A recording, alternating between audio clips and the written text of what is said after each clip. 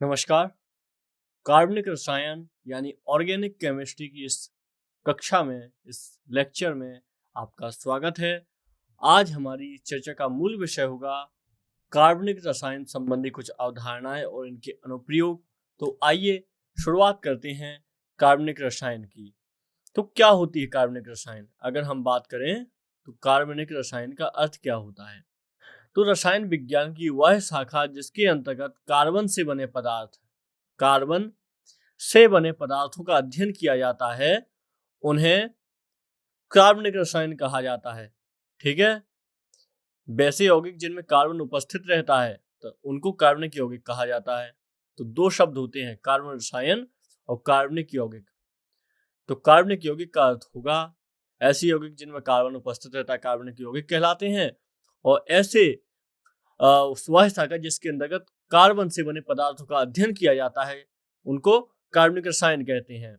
आप जानते हैं कार्बन दुनिया के लगभग हर जैविक तत्व में पाया जाता है। हम इसके बारे में बेहतर तरीके से जानते हैं। कार्बन का आप महत्व जानते ही होंगे और हम कुछ इसमें चर्चा भी करेंगे। तो इसको ऑर्गेनिक केमिस्ट्री बोलते हैं अंग्रेजी भाषा में। तो इससे संबंधित कुछ सिद्धांत हैं कार्बन से संबंधित। तो पहला ऐसा सिद्धांत है जैव सिद्धांत है या जैव शक्ति सिद्धांत है। इस सिद्धांत के अनुसार इसको इसको बोलते हैं वाइटल फोर्स थ्योरी भी बोलते हैं इसको। इस सिद्धांत को एक वर्जीलियस नाम के व्यक्ति हुआ करते थे, उन्होंने दिया था और बताया था कि कार्बनिक यौगिकों की उत्पत्ति के पीछे किसी रहस्यमयी शक्ति का हाथ है। तो उन्होंने रहस्यमयी शक्ति की बात कही थी। कहा था कि हम कभी भी अकार्बनिक पदार्थ से कार्बनिक पदार्थ नहीं कर सकते, हम कभी भी अकार्बनिक पदार्थ से कार्बनिक पदार्थ नहीं प्राप्त कर सकते, ये इन्होंने कहा था वर्जीलियस ने। हालांकि इनके शिष्य हुए हैं बोहलर। यह 1828 ईस्वी में इन्होंने प्रयोगशाला में एक तत्व बनाया, अमोनियम नाइट्रेट। अमोनियम नाइट्रेट से को गर्म करके इन्होंने यूरिया इन्होंने बनाया। अमोनियम नाइट्रेट क्या है? अकार्बनिक है और ये कार्बनिक है। तो इस तरीके से अकार्बनिक से कार्बनिक पदार्थ बना के जो इनके गुरु हुआ करते थे, इनकी बातों को इन्होंने झूठा कर दिया और इन्होंने इस तरीके से खंडन कर दिया अपने जैव शक्ति सिद्धांत का। आप देखिए, अगर हम उसमें बात करें समीकरण के माध्यम से, तो NH4CnO ये अमोनियम नाइट्रेट हो जाएगा। इसकी अभिक्रिया हुई, इसको गर्म किया जाएगा तो NH2CONH2 ये प्राप्त होगा, ये यूरिया है। तो इस तरीके से आप देखेंगे इन्होंने अपने गुरु के सिद्धांत का खंडन कर दिया। आगे चल के कोलबे नामक एक विद्वान हुए, इन्होंने एसिटिक एसिड बनाया और उसने भी जैव शक्ति सिद्धांत को गलत बताया। ठीक है। तो इस तरीके से आपके लिए ये सिद्धांत महत्वपूर्ण था, बस एक नॉलेज के लिए आवश्यक था, बाकी और कोई समस्या नहीं। तो ये कार्बनिक यौगिक संबंधी महत्वपूर्ण बातें थी। अगर बात की जाए तो कार्बनिक यौगिकों की संख्या 4 करोड़ के लगभग है। कार्बनिक यौगिक इनकी संख्या 4 करोड़ के लगभग है, क्योंकि कार्बन की श्रृंखला बनाने का गुण पाया जाता है। साथ ही कार्बनिक यौगिकों में अपरूपता तथा समावयवता देखा जाता है। तो अपरूपता का अर्थ क्या होता है? यहाँ पे हमने दो शब्द देखे, कार्बनिक यौगिकों में अपरूपता तथा समावयवता जैसे गुण पाए जाते हैं। तो अपरूपता का अर्थ होता है जब कभी एक ही तत्व के दो रूप दिखते हैं तो उसे अपरूपता कहते हैं। एक ही तत्व के दो रूप, जैसे कार्बन एक तत्व है तो इसके दो रूप हम कौन कौन से दिखते हैं? हीरा भी दिखता है हमें, ग्रेफाइट भी दिखता है। कार्बन का शुद्ध रूप ही है ना हीरा, तो हीरा भी, ग्रेफाइट भी, और आप कार्बन से हीरा बना भी सकते हैं, ऐसा भी मुमकिन है। तो आप देखेंगे हीरा और ग्रेफाइट के बीच में अंतर, यह हीरा जो होगा विद्युत का कुचालक होगा, जो ग्रेफाइट है ये विद्युत का सुचालक होता है। यह भंगुर होता है ग्रेफाइट, हीरा कठोर होता है। ये sp3 संकरण होता है इसमें, और जो इसमें होता है इसमें sp2 संकरण होता है, sp2 संकरण होता है। इस तरीके से इसमें आप देखते हैं, अब अंतर भी देखते हैं अपरूपता में। जो समावयवता होता है ये क्या होता है? इसको इंग्लिश में बोलते हैं इसको इंग्लिश में अपरूपता को बोलते हैं एलोट्रॉफ और इसको बोलते हैं आइसोमर्सिज्म। तो समावयवता क्या होता है? ऐसे पदार्थ जिनके अणु सूत्र समान किंतु संरचना सूत्र भिन्न भिन्न होते हैं। अणु सूत्र समान होंगे और संरचना सूत्र भिन्न भिन्न होंगे, ऐसे पदार्थ समावयवी कहलाते हैं। यह घटना समावयवता कहलाती है। ठीक है, समावयवता कई प्रकार की ये होती है, जैसे ज्यामितीय होती है, ज्यामितीय समावयवता होती है। इसके अतिरिक्त प्रकाशिक की ये समावयवता होती है। तो कई सारे प्रकार होते हैं इसके। अगर हम वैसे लें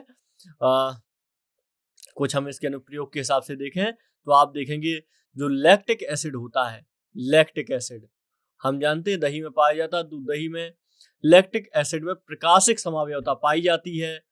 जो पेंटेन होता है इसमें 3 समावयवता पाई जाती है। हेक्सेन होता है इसमें 5 समावयवता पाई जाती है। और ब्यूटेन, जो ब्यूटेन भी होता है इसमें ब्यूटेन तथा आइसोब्यूटेन में समावयवता होती है, क्योंकि इनका अणुसूत्र समान, संरचना सूत्र भिन्न होता है। ठीक है, इस तरीके से आप देखेंगे तो समावयवता महत्वपूर्ण है। और आप इसको बेसिक समझिएगा, बहुत ज्यादा हम टेक्निकल में हमें आ जाने की आवश्यकता नहीं है। ठीक है, चलिए तो आगे बात करते हैं हम ऑर्गेनिक केमिस्ट्री के टॉपिक पर ही, हाइड्रोकार्बन की। तो जो ऑर्गेनिक केमिस्ट्री है, केमिस्ट्री की ब्रांच है जो कार्बन कंटेनिंग, कार्बन से संबंधित जो महत्वपूर्ण अनुप्रयोग होते हैं इन पर इनकी चर्चा करती है। ठीक है, इनके स्ट्रक्चर, प्रॉपर्टी, रिएक्शन आदि का अध्ययन करती है। इसके अलावा ये लाइफ को, केमिस्ट्री ऑफ लाइफ, मॉलिक्यूल्स, इसके अलावा लिविंग ऑर्गेनिज्म और इसके अलावा wide range of synthetic material इत्यादि की चर्चा इसमें होती है। इसमें सिंथेटिक मटेरियल क्या हो गया, जैसे पॉलीथीन हो गई, ये सिंथेटिक मटेरियल ही है। तो इस तरह की चीजों की चर्चा इसमें की जाती है, अध्ययन किया जाता है। आइए हाइड्रोकार्बन की बात करते हैं। तो हाइड्रोकार्बन ऑर्गेनिक कंपाउंड है। हाइड्रोकार्बन की अच्छे से बात करेंगे हम। तो हाइड्रोकार्बन का क्या होता है? ऐसे कार्बनिक पदार्थ जिसमें कार्बन तथा हाइड्रोजन उपस्थित रहते हैं।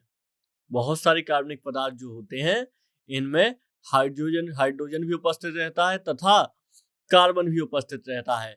तो इसको क्या कहते हैं? हाइड्रोकार्बनिक पदार्थ कहते हैं, ये कहलाते हैं। उदाहरण की अगर बात करें हम तो CH4 हो जाएगा मीथेन। तो मीथेन में हाइड्रोजन भी होता है, कार्बन भी होता है। आप देख भी सकते हैं इसके नाम में भी लगा हुआ है C4 कार्बन, H4 हाइड्रोजन। ठीक है, तो ये CH4 हो जाएगा।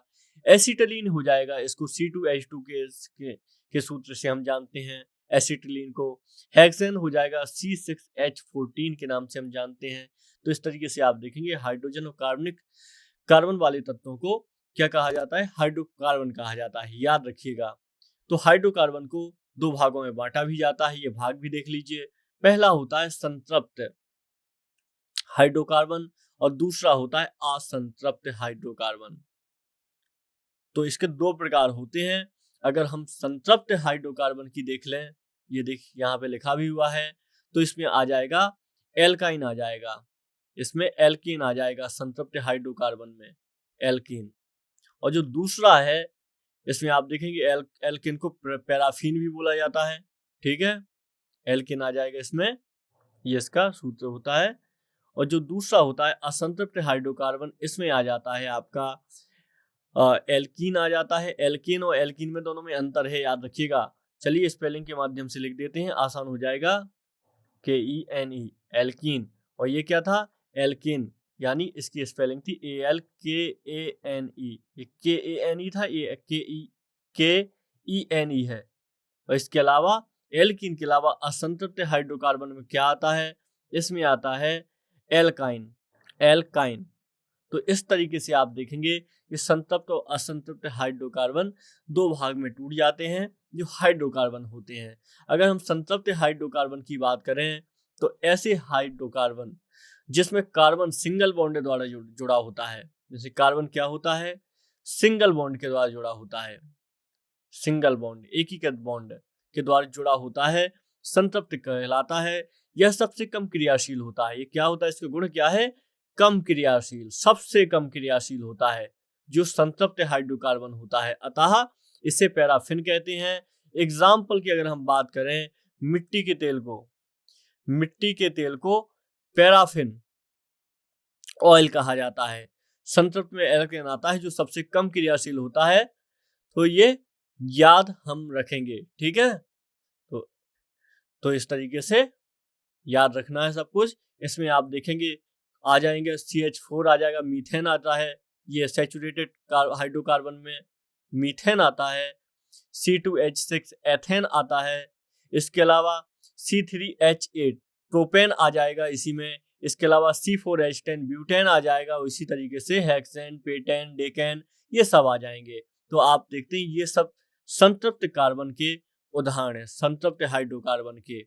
इसके अलावा कोयला के खदानों में मीथेन गैस होती है, हम जानते हैं, जो वायु से क्रिया करके जल उठाती है और खाद्यान्न में दुर्घटना हो जाती है, तो आग लग जाती है। कैसे? क्योंकि मीथेन गैस जो कोयला खदानों में होती है ये ऑक्सीजन से क्रिया करती है। ठीक है, मीथेन गैस को मार्स गैस भी कहा जाता है, मीथेन गैस को मार्स गैस भी कहा जाता है। याद रखिएगा ये ग्रीन हाउस गैस है, ये दलदली स्थानों में पाई जाती है, जैसे धान का खेत हो गया, बहुत बड़ी आर्द्र भूमियां होती हैं। इसके अलावा जानवरों की जुगाली में, जैसे गाय जुगाली करती है, भैंस जुगाली करती है, तो उससे ही मीथेन गैस प्राप्त होती है। तो इस तरीके से इसको मार्स गैस भी कहा जाता है। ठीक है, ये याद रखिएगा। मीथेन के अलावा आप देखेंगे LPG लिक्विड पेट्रोलियम गैस, ये गैस द्रवित पेट्रोलियम गैस में प्रोपेन होती है, और जो हम जानते हैं ये संतृप्त हाइड्रोकार्बन का प्रकार होता है लिक्विड पेट्रोलियम गैस, क्योंकि इसमें प्रोपेन, ब्यूटेन तथा आइसोब्यूटेन जैसी गैसें होती हैं। इसका प्रयोग घरेलू सिलेंडर में किया जाता है। LPG हो गया। एक दूसरा हो जाएगा इसमें CNG कंप्रेस्ड नेचुरल गैस, ये भी आपका संतृप्त हाइड्रोकार्बन में आएगा। क्यों आएगा? क्योंकि इसमें 85% मीथेन होती है और शेष ईथेन होता है, तो 85% मीथेन और ईथेन गैस होती है, जो दोनों ही संतृप्त हाइड्रोकार्बन है। यह गाड़ियों में ईंधन के रूप में प्रयोग होता है, जिसमें कि प्रदूषण बहुत कम उत्पन्न होता है। ध्यान रखिएगा, इससे प्रदूषण बहुत कम उत्पन्न होता है, ना कि प्रदूषण बिल्कुल भी उत्पन्न नहीं। मतलब CNG की अगर बात की जाए तो प्रदूषण कम उत्पन्न होता है, प्रदूषण खत्म नहीं होता है। ठीक है, तो याद रखिएगा। अब दूसरा इसका प्रकार है असंतृप्त हाइड्रोकार्बन। असंतृप्त हाइड्रोकार्बन, यहां पे एक पहले चीज डिस्कस कर लेते हैं, संतृप्त और असंतृप्त। आई थिंक आप इन दोनों शब्दों को जानते होंगे, संतृप्त और असंतृप्त क्या होता है। संतृप्त और असंतृप्त, उदाहरण के तौर पे एक एग्जांपल लेते हैं, बहुत छोटा एग्जांपल लेंगे संतृप्त का। उदाहरण के तौर पे आपने एक गिलास पानी लिया और इस पानी में क्या किया, आपने शक्कर मिलानी शुरू की। ठीक है, आपने बहुत इतनी शक्कर मिला दी कि पानी और जो चीनी के कण हैं ये बराबर एक दूसरे से चिपक गए हैं, तो इसको क्या बोलेंगे? इसको बोलेंगे संतृप्त विलयन।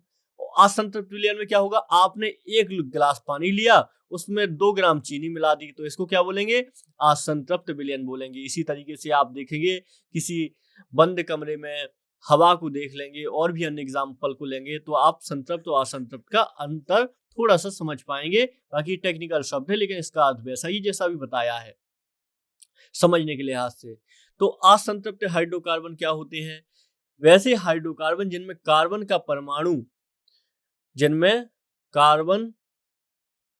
का परमाणु डबल बॉन्ड और ट्रिपल बॉन्ड से जुड़ा होता है। कार्बन परमाणु डबल बॉन्ड या ट्रिपल बॉन्ड से जुड़ा होता है, असंतृप्त कहलाता है। क्या है इसका अर्थ? इसमें क्या आ जाएगा? एल्कीन। ठीक है, एल्कीन। वैसा असंतृप्त हाइड्रोकार्बन जिसमें कार्बन परमाणु डबल बॉन्ड से जुड़ा होता है, इसको एल्कीन कहते हैं। मतलब कार्बन का जो परमाणु होगा डबल बॉन्ड से जुड़ा होगा, तो ये क्या हो जाएगा? एल्कीन हो जाएगा। यह एल्केन से अधिक क्रियाशील होता है। याद रखिएगा, ये अधिक क्रियाशील होती हैं, इसके तत्व इसकी गैसें। ठीक है, याद रखिएगा। इसके उदाहरण लें अगर कुछ हम, तो इसके हम उदाहरण लें तो CH2 हो जाएगा। ये क्या हो जाएगा? CH2, ये हो जाएगा मैथीन। वो मीथेन नहीं है, मैथीन है ये। C2H4, ये क्या हो जाएगा? ये एथीन हो जाएगा। और हमने तब पढ़ा था मीथेन एथेन, लेकिन ये एथीन है। तो इस तरीके से आप देखेंगे आगे चल के हमको एल्कीन के शब्द मिलते हैं। इसमें दूसरा होता है एल्काइन, ये एल्कीन हो गया। दूसरा होता है इसमें इसमें क्या होता है, कार्बन कार्बन डबल बॉन्ड होता है। जो एल्काइन होता है, एल्काइन, तो इसमें क्या होता है, ऐसा हाइड्रोकार्बन जिसमें कार्बन परमाणु ट्रिपल बॉन्ड है। ये ट्रिपल बॉन्ड में होता है, ठीक है, ट्रिपल बॉन्ड से जुड़े होते हैं, तो इसको क्या कहते हैं, एल्काइन कहते हैं। यहाँ पे आप देख रहे हैं ट्रिपल बॉन्ड से जुड़े होते हैं, तो इसको क्या बोलते हैं, एल्काइन कहा जाता है इसको। इसका सामान्य सूत्र होता है CnH2 ये इसका सामान्य सूत्र होता है। तो ये बेसिक होता है इसका, याद रखिएगा। जैसे अब अगर हम देखें तो कार्बन, अगर एक कार्बन है किसी में, तो एल्काइन का क्या होगा, उसका n बराबर अगर हम 1 कर दें तो इससे क्या होगा, CH0 हो जाएगा। n बराबर अगर हम 2 कर दें तो क्या हो जाएगा, ये CH0 क्या हो जाएगा, मेथाइन हो जाएगा। मीथेन था, फिर मैथीन था, फिर अब मेथाइन हो जाएगा CH0। इसी तरीके के अगर हम C2H2 कर दें, अगर हम 2 रख दें n की जगह पर, तो क्या हमें प्राप्त होगा, तो हमें एथाइन प्राप्त होगा, एथाइन। इस तरीके से हमें अन्य तत्व भी प्राप्त होंगे, अन्य गैसें भी प्राप्त होंगी।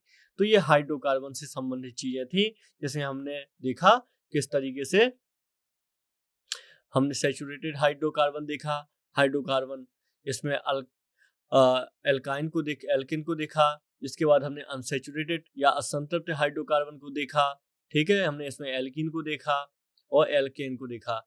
इसके अलावा तो ये इससे संबंधित था, बहुत ही ज्यादा महत्वपूर्ण था, ठीक है।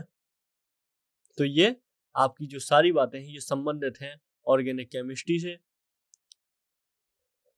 चलिए आगे कुछ और बात कर लेते हैं, जो बहुत ज्यादा बातें महत्वपूर्ण होंगी आपके हाइड्रो केमिस्ट्री से संबंधित, ठीक है। और हम हाइड्रोकार्बन संबंधित कुछ और चीजें भी देख लेते हैं, ठीक है। चलिए आइए बात कर लेते हैं। तो एक काम करते हैं, पहले एथिलीन के उपयोग देख लेते हैं। एथिलीन है, इसके हम एल्कीन हमने देख लिया था,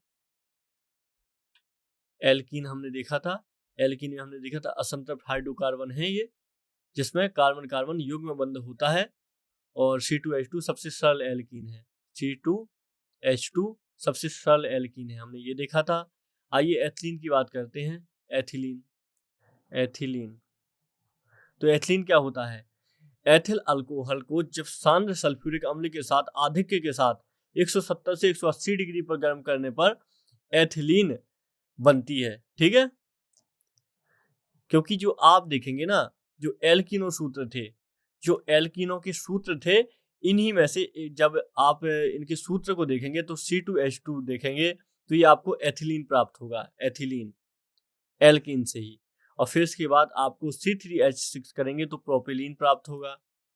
तो इस तरीके से हम देखेंगे तो एथिलीन, तो एथिलीन होता है, एथिल अल्कोहल को गर्म करने पर प्राप्त होता है। C2H5OH इसका फॉर्मूला होता है। इसको H2SO4 यानी तनु सल्फ्यूरिक अम्ल, सांद्र सल्फ्यूरिक अम्ल के साथ गर्म करने पर 170 डिग्री पर प्रतिक्रिया करने से C2H4 प्लस H2O प्राप्त होता है, ये एथिलीन प्राप्त होता है हमें। एथिलीन का कार्य क्या होता है यहाँ पे, ये आपके लिए काम का है। तो ये कार्य होता है, ये जो एथिलीन गैस होती है रंगहीन मीठी गंध की जल में अल्प विलेय गैस होती है। इसे सूंघने से बेहोशी आ जाती है, बेहोशी इसको आ जाती है। इसके उपयोग क्या है, इसको फलों को कृत्रिम विधि से पकाने में होता है, फलों को पकाने में इसमें निश्चेतक के रूप में होता है, एनेस्थेसिया जिसको हम बोलते हैं, निश्चेतक के रूप में। इसका पॉलीथीन बनाने में भी उपयोग होता है, ठीक है, पॉलीथीन बनाने में भी उसका उपयोग होता है। इसका मस्टर्ड गैस के रूप में प्रयोग होता है। मस्टर्ड गैस क्या होती है, ये गैस एक तेल जैसा द्रव होता है जिसमें सरसों जैसी गंध होती है। इसकी वाष्प चमड़ी पर फफोले डाल देती है तथा फेफड़ा और शरीर के अंगों पर घातक प्रभाव डालती है गैस। इस गैस का उपयोग युद्ध में किया जाता है, मस्टर्ड गैस का, ठीक है, ये आप याद रखिएगा। तो ये किससे संबंधित था, ये एल्कीन से संबंधित था। आइए एल्काइन से संबंधित कुछ बात करते हैं। तो एल्काइन का क्या होता है, तो इसमें एसिटिलीन नाम का एक तत्व तो आपको ज्ञात होना चाहिए। एसिटिलीन ये आपके लिए जो अनुप्रयोगिक केमिस्ट्री होती है उसमें महत्वपूर्ण है। इसमें क्या होता है, एसिटिलीन कैल्शियम कार्बाइड की जल से क्रिया कराने पर आपका एसिटिलीन बनता है। ठीक है, कैल्शियम कार्बाइड की जब जल से क्रिया करेंगे तो एसिटिलीन बनेगा। इसके गुण क्या होते हैं, हल्की होती है गैस, भयंकर विस्फोटक होती है। इसके उपयोग क्या होते हैं, इसको वायु में जलाने पर बहुत चमकीला चौंधाने वाला प्रकाश उत्पन्न होता है। इसके अलावा ऑक्सीजन में जलाने पर अति उच्च तापमान प्राप्त होता है। इस ज्वाला का तापमान लगभग 3000 डिग्री सेंटीग्रेड होता है। तो इस तरीके से इसको धातुओं के वेल्डिंग काटने में इसका उपयोग किया जाता है एसिटिलीन का। ठीक है, तो ये आप याद रखिएगा, क्योंकि ये जो एसिटिलीन है ये एल्काइन है इसी श्रेणी का प्रथम सदस्य है। एल्काइन का ही ये प्रथम सदस्य होता है। ठीक है, याद रखिएगा। चलिए, तो ये हमने देखा। आइए एरोमेटिक हाइड्रोकार्बन पे बात करते हैं। एरोमेटिक हाइड्रोकार्बन इसका क्या होता है, इसको एरीन भी कहते हैं, एरीन, क्योंकि इनमें अधिकांश यौगिकों में विशिष्ट गंध रहती है। तो एरोमेटिक हाइड्रोकार्बन के कुछ उदाहरण हो जाएंगे बेंजीन, नेफ्थलीन आदि। तो बेंजीन क्या होता है इसको जान लेते हैं, क्योंकि यहां से एग्जाम में प्रश्न बन चुके हैं बेंजीन से। तो बेंजीन को सर्वप्रथम माइकल फेराडे ने, हमने इनका नाम सुना है, फिजिक्स में भी पढ़ा था, माइकल फेराडे ने 1825 में प्राप्त किया था बेंजीन को। इसका अणु सूत्र होता है बेंजीन का C6H6 है। ठीक है, ये उच्च असंतृप्तता वाली गैस, उच्च असंतृप्तता को दर्शाता है। जर्मन वैज्ञानिक फ्रेडरिक ऑगस्ट ने भी 1825 में बेंजीन की एक संरचना दी थी जिसमें 6 कार्बन परमाणुओं को चक्रीय व्यवस्था होती है। तो ये आप याद रखिएगा। बेंजीन का व्यापक रूप से कोलतार से प्राप्त किया जाता है, इसको कोलतार से प्राप्त किया जाता है बेंजीन को। ठीक है, इसको याद रखेंगे। ये बेंजीन से एग्जाम में प्रश्न बन चुके हैं कि आखिर इसका मतलब क्या है। तो ये हाइड्रोकार्बन आपको समझ में आ गए होंगे कि आखिर कार्बनिक रसायन ऑर्गेनिक केमिस्ट्री में हाइड्रोकार्बन क्यों महत्वपूर्ण है। और इसी में हाइड्रोकार्बन के अलावा हम कुछ और अन्य चीजों को भी पढ़ते हैं, जिसमें होता है एल्कोहल। ठीक है, तो एल्कोहल, तो एलिफेटिक हाइड्रोकार्बनों के हाइड्रोक्सी व्युत्पन्न से एल्कोहल कहलाते हैं। जो एलिफेटिक हाइड्रोकार्बन होते हैं इनके हाइड्रोक्सी व्युत्पन्न एल्कोहल कहलाते हैं। याद रखिएगा, अगर एल्कोहल के सूत्र देखें हम तो CH3OH ये मेथिल एल्कोहल होता है, मेथिल एल्कोहल, CH3CH2OH ये एथिल एल्कोहल होता है। ठीक है, ये कुछ एल्कोहल के नाम हैं जो आपको पता होने चाहिए। मेथिल एल्कोहल क्या होता है, ये पहले लकड़ी के भंजक आसवन द्वारा प्राप्त किया जाता था मेथिल एल्कोहल। ठीक है, अतः उसे कास्ट स्प्रेड भी इसे पहले कहा जाता था। मेथिल एल्कोहल बिटरगीन के तेल व कुछ अन्य सुगंध तेलों के में एस्टरों के रूप में पाया जाता है। यह मेथिल सेल्यूलेट के रूप में उपस्थित होता है। इसके गुण क्या होते हैं, यह रंगहीन, ज्वलनशील, उदासीन द्रव्य होता है मेथिल एल्कोहल।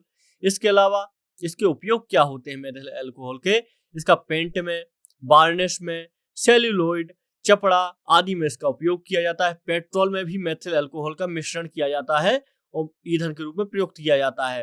रंजक, परफ्यूम, औषधियां बनाने में भी मेथिल एल्कोहल का प्रयोग किया जाता है। तो इस तरीके से इसके बहुत महत्वपूर्ण प्रयोग हैं। लेकिन याद रखिएगा जो एथिल एल्कोहल है, इसके बाद ये एथिल एल्कोहल एक विषैला होता है और ये मेथिल एल्कोहल में अगर मिला दिया जाए तो पीने योग्य मेथिल नहीं रहता है। तो ये भी याद रखिएगा। तो एथिल एल्कोहल क्या होता है, ये साधारणतः इसको एल्कोहल कहा जाता है। कार्बनिक अम्लों में एथिल एस्टरों के रूप में फलों, वनस्पतियों और सुगंध तेलों में ये पाया जाता है। एथिल अल्कोहल सभी प्रकार की शराब का मुख्य अवयव होता है। मतलब जो भी शराब होती है सारी शराब में एथिल एल्कोहल पाया जाता है। जो लोग कहते हैं ना कि कितना एल्कोहल इसमें, इसका पूरा नाम होता है एथिल एल्कोहल और इसका सूत्र होता है C2H5OH। तो इस सभी प्रकार की शराब का मुख्य अवयव होता है। इसे स्पिरिट ऑफ वाइन भी कहा जाता है। इसलिए ये एग्जाम में प्रश्न पूछा गया है कि स्पिरिट ऑफ वाइन किसे कहा गया है, इसको एथिल एल्कोहल को कहा जाता है। ठीक है। इसका निर्माण स्टार्च युक्त पदार्थों से किण्वन विधि के द्वारा किया जाता है, अतः इसे ग्रेन एल्कोहल भी कहा जाता है। ग्रेन एल्कोहल, एल्कोहल, इस तरीके से आप इसे याद रखिएगा। तो 100% परिशुद्ध एल्कोहल, इसको परिशुद्ध, जो 100% एथिल एल्कोहल, निर्जर एथिल एल्कोहल परिशुद्ध एल्कोहल कहलाता है। परिशुद्ध एल्कोहल परिशोधित स्पिरिट के प्रभाजी आसवन द्वारा ये प्राप्त किया जा सकता है। तो ये भी एक प्रकार है। एक पावर एल्कोहल होता है, इसको औद्योगिक एल्कोहल भी कहा जाता है। बेंजीन की उपस्थिति में जो पेट्रोलियम मिश्रित हो जाता है, ठीक है, पावर एल्कोहल। तो ये आप याद रखेंगे। एथिल अल्कोहल के कुछ गुण और देख लेते हैं। ये रंगहीन ज्वलनशील द्रव है, इसका क्वथनांक 78.1 डिग्री सेंटीग्रेड होता है, यानी इतने में ही उबलने लगता है 78 डिग्री सेंटीग्रेड पर। इसकी एक विशेष गंध होती है तथा इसका स्वाद भी तीखा होता है। तो ये इसके कुछ गुण होते हैं जो आपके अल्कोहल संबंधित हैं। ये उदासीन यौगिक होता है और जल की पीएच को प्रभावित नहीं करता है, ठीक है, ये आप ध्यान रखेंगे। चलिए, तो इसके उपयोग कहाँ कहाँ पे हो गए एथिल अल्कोहल के?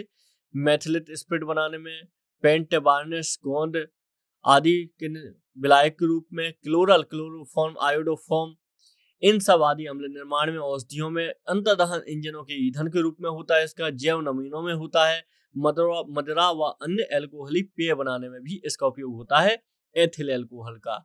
ये एथिल अल्कोहल आप बहुत अच्छे से याद रखेंगे, बहुत ज्यादा काम का है, ठीक है। तो ये अल्कोहल संबंधी चीजें याद रखिएगा। इसी में आपका तीसरा जो आता है, ये आता है बहुलक, जो हाइड्रोकार्बन के अंतर्गत ही इसका अध्ययन किया जाता है, बहुलक। तो बहुलक क्या होते हैं? बहुलक 4 मुख्य उद्योगों जैसे प्लास्टिक, प्रत्यास्थ बहुलकों, रेशों एवं पेंट्स एवं वार्निश का मुख्य आधार होते हैं। ये 4 उद्योगों का मुख्य आधार है, जिसमें से प्लास्टिक और प्रत्यास्थ उद्योग सबसे महत्वपूर्ण है। तो बहुलक कई प्रकार के होते हैं। प्राकृतिक बहुलक होते हैं। ऐसे बहुलक जो प्राकृतिक होते हैं, ये जंतुओं और पादपों से पाए जाते हैं और ये सेलुलोज, प्रोटीन, स्टार्च, रबर आदि से प्राप्त किए जाते हैं। दूसरा होता है अर्ध संश्लेषित बहुलक।